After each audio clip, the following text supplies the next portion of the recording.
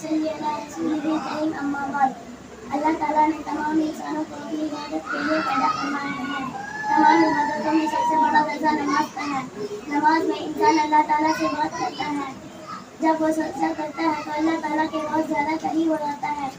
حضرت محمد اللہ تعالیٰ نے قرآن کریم میں کئی جگہ نماز کو قائم کرنے کا حکم دیا ہے۔ یہ اتنی اہم عبادت ہے کہ حضرت محمد صلی اللہ علیہ وسلم اللہ تعالیٰ نے حضرت محمد صلی اللہ علیہ وسلم کو اپنے پاس بلا کر نماز کا حکم دیا اور مسلمانوں پر 5 وقت کی نماز فرض کی ہے۔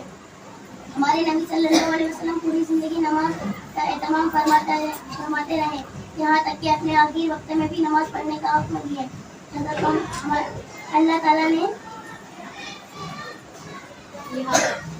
لہٰذا ہم کو چاہیے کہ نماز کو خوب اہتمام فرمائیں۔ اللہ تعالیٰ ہم سب کو 5 وقت کی نماز پڑھنے کی توفیق عطا فرمائے، آمین۔ وآخر دعوانا ان الحمد للہ رب العالمین۔ آواز سے دنیا پڑھی۔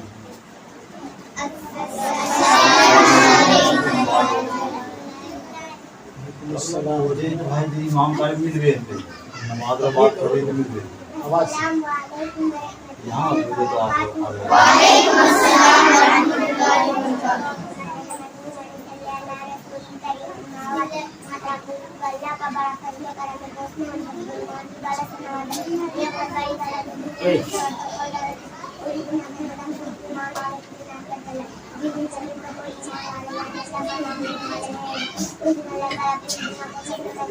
میرے بھائی اور ایمان